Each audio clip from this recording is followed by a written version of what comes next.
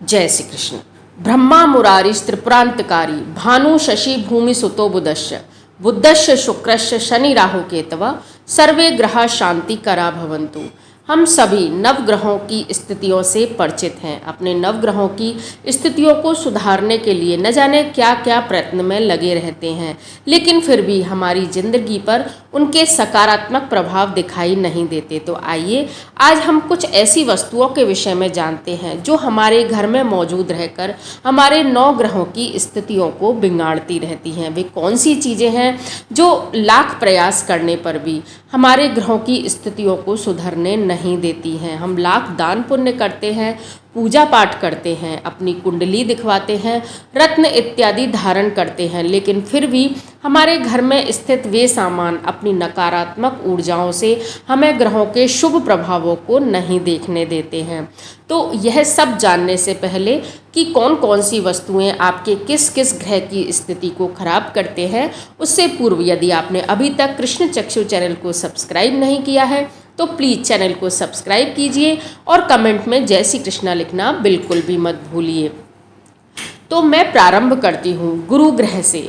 गुरु ग्रह से संबंधित वस्तुओं में पूजा का सामान, किताबें या कुछ ऐसी वस्तुएं आती हैं जो कि ज्ञान से जुड़ी हुई रहती हैं, हमारा ज्ञान वर्धन कराने वाली वस्तुएं यदि आपके घर में यूं ही पड़ी हुई हैं, जिनमें पूजा का सामान यदि आपके घर में टूटा फूटा है, जो इससे भी आप भगवान की पूजा करते हैं, वह माला हो सकती है, रुद्राक्ष की माला हो सकती है, तुलसी की माला हो सकती है, या कोई पुरानी पुस्तक है जिनसे आप पूजा पाठ करते हैं, आपका आसन हो सकता है। वे वस्तुएं जिन पर बैठकर आप ज्ञान प्राप्त करते हैं, आप अपना ज्ञान का वर्धन करते हैं, या आपके घर में बहुत वर्षों से कोई किताबें रखी हुई हैं, वे यदि आपके घर में यूं ही पड़ी हुई हैं और आप उनका कोई भी इस्तेमाल नहीं करते हैं, तो आपका गुरु ग्रह कहीं ना कहीं खराब हो जाता है। आप लाख प्रयास करें, पुखराज धारण करें, कितने ही आप प्रयास करें, लेकिन आपके गुरु ग्रह की स्थिति खराब होने से कोई भी नहीं रोक सकता है।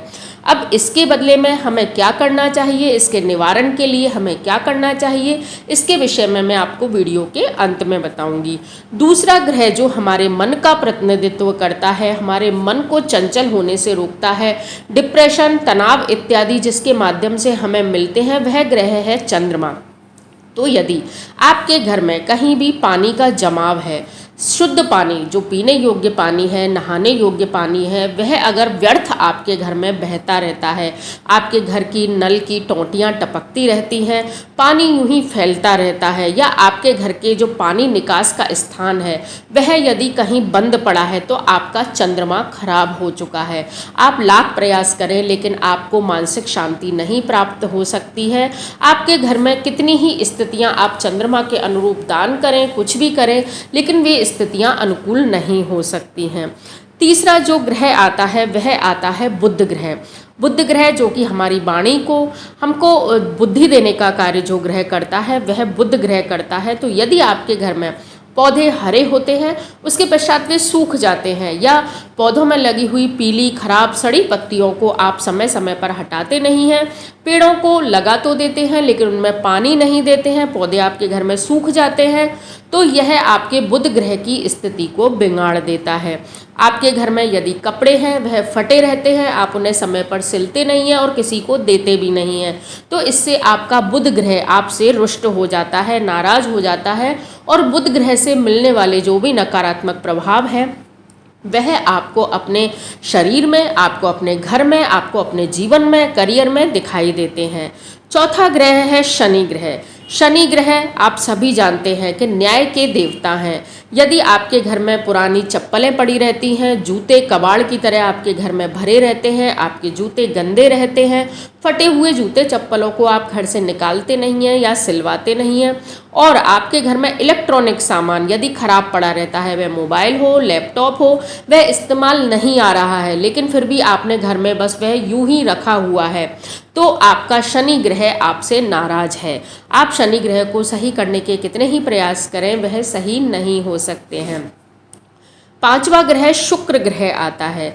यदि आपके घर में आपकी पत्नी है, वह यदि साफ सुथरी नहीं रहती हैं, आपके कपड़े जो हैं वह सुंदर नहीं होते हैं, साफ धुले हुए नहीं रहते हैं, श्रृंगार का सामान जो भी आपके मेकअप का सामान है वह यदि टूटा फूटा बिखरा हुआ अव्यवस्थित रहता है, या लंबे समय तक काम नहीं आने के बाद भी आप उसको रखे रखती हैं, आपकी जो ज्वेलरी है, आपके सोने चांदी का सामान है, वह भी यदि आप व्यवस्थित नहीं रखते हैं तो शुक्र ग्रह आपसे नाराज हो जाता है और शुक्र ग्रह से संबंधित जो भी सुख है वह आपको कभी भी प्राप्त नहीं होते हैं। अगला जो ग्रह है वह राहु और केतु है। यह मंगल और शनि के छाया ग्रह भी माने जाते हैं। देखा जाए तो ये चारों चीज़ों का एक साथ, मंगल, शनि, राहु और केतु, इन चारों को बिगाड़ने में महत्वपूर्ण जो भूमिका रहती है वह रहती है कि हमारे घर में हमारी स्वयं की तस्वीरें, हम लोग हैं, हमारी तस्वीर हमने अपने परिवारजनों की तस्वीरें घर में लगा रखी हैं। इसके अलावा यदि मृत व्यक्तियों के फोटो, आपके पितरों के फोटो आपने लगा रखे हैं और उन पर धूल चढ़ी हुई है, बहुत सी तस्वीरें आपने लगा रखी हैं, उन पर धूल चढ़ी हुई है, आप उनकी सार संभाल नहीं करते हैं, फ्रेम टूट गई है, या कुछ भी आपकी तस्वीर जो घर में है उनको यदि आपने अच्छे से व्यवस्थित नहीं रख रखा है, और मृत व्यक्तियों के फोटो यदि आपने अत्यधिक तथा गलत दिशाओं में लगाए हुए हैं, गलत स्थान पर रखे हुए हैं, तो आपके ये चार ग्रह, इनमें विशेष रूप से राहु और केतु आपसे नाराज हो जाते हैं। आप लाख प्रयास करें, आपकी कुंडली में कितनी भी अच्छी स्थिति में राहु केतु हों, तब भी आपको इनके अच्छे परिणाम देखने को नहीं मिल सकते हैं। अब बात करते हैं मंगल ग्रह की।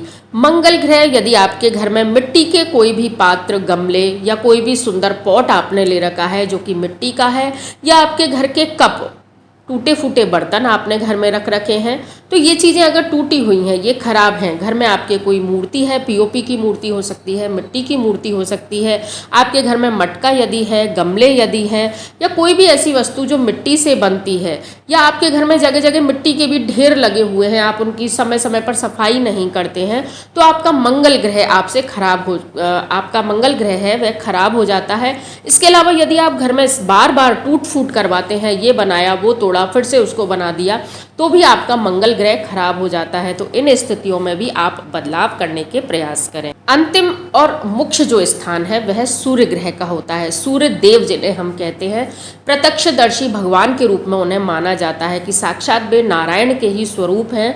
तो सूर्य देव को प्रतिकूल अगर सूर्यदेव आपके हो गए तो आपके जीवन में कुछ भी अच्छा घटित नहीं हो सकता है, यह हम सब ही जानते हैं।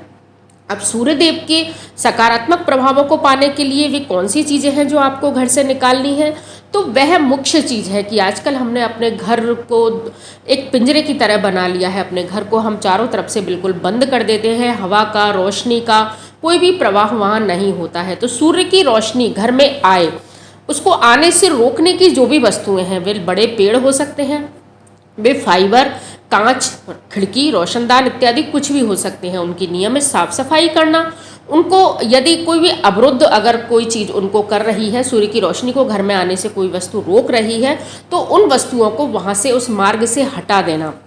अपने खिड़की दरवाजों को नित्य सुबह सूर्य उगने से पूर्व में खोल देना और सूर्य के अस्त होते ही उन्हें बंद कर देना। अच्छे से उन्हें व्यवस्थित करके रखना सूर्यदेव को प्रसन्न करने का बहुत आसान उपाय है। तो ये है वे नवग्रहों को प्रसन्न करने का अत्यंत सरल उपाय कि बिना किसी पूजा पाठ, जप, दान इत्यादि के बिना भी आप बहुत ही कम खर्चे में इनका फ़ायदा आप ले सकते हैं। अब बात आती है कि हर व्यक्ति सोचता है कि वह इन सामानों को कहाँ फेंके, वह इन सामानों को कहाँ दे। तो आप अपने जो कचरा आपके घर से निकलता है, जो गंदगी आपके घर से निकलती है, या ये सामान है, इनको आप सकारात्मक तरीके से अपने मस्तक से लगाकर उन्हें नमस्कार करें।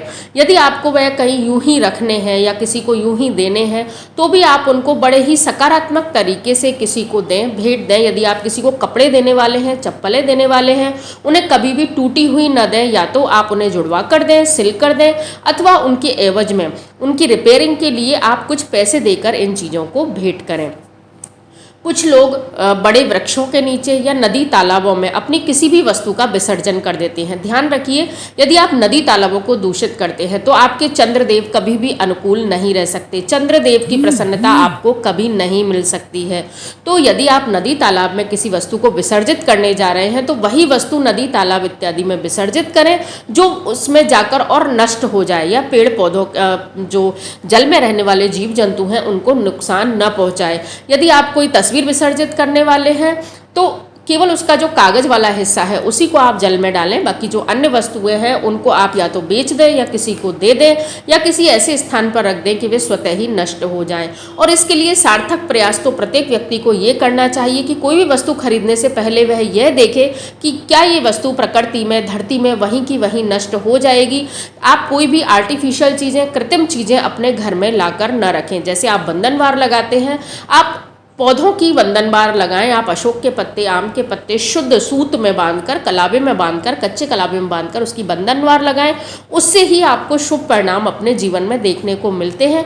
यदि आप नकली प्लास्टिक की बनी हुई बंधनवार लगाते हैं तो उसके शुभ परिणाम आपको अपने जीवन में देखने को नहीं मिलते हैं। टूटे श्रृंगार का सामान, खराब लिपस्टिक इत्यादि हैं, वह आप गरीब लोगों में वितरित कर सकते हैं जो प्रसन्न हो आपसे सामान लेकर। यदि नहीं है तो बस आपको ध्यान यही रखना है कि प्रकृति की वस्तुएं प्रकृति में विलीन हो। यदि बेची जा सकें, किसी को दी जा सकें, बेचने के जो फेवर में मैं नहीं हूँ, बेचने के पक्ष में मैं नहीं हूँ। मैं चाहती हूँ कि यदि आप किसी गरीब के चेहरे पर मुस्कान लाते हैं तो भी आपके सभी ग्रह आपके अनुकूल हो जाते हैं। तो वस्तुओं को जब आप किसी को दें तो उसके एवज में उनसे कुछ उम्मीद न करें। कबाड़ वाले को कबाड़ यदि आप देते हैं तो प्रयास करें कि उसको आप मुफ्त में ही दें, क्योंकि कहीं ना कहीं वह आपके घर की दरिद्रता, आपके घर का कचरा अपने साथ लिए जा रहा है। इन वस्तुओं का आप ध्यान रखें। पूजा का सामान, किताबें इत्यादि यदि वे शुद्ध हैं आप जल में विसर्जित कर सकते हैं। यदि वे इस लायक है कि कोई उन्हें पढ़ सकता है तो आप किसी पुस्तकालय या किसी छात्र स्कूल इत्यादि में जाकर इनको विसर्जित कर सकते हैं। इलेक्ट्रॉनिक सामान इत्यादि आप कबाड़ी वाले को दे सकते हैं।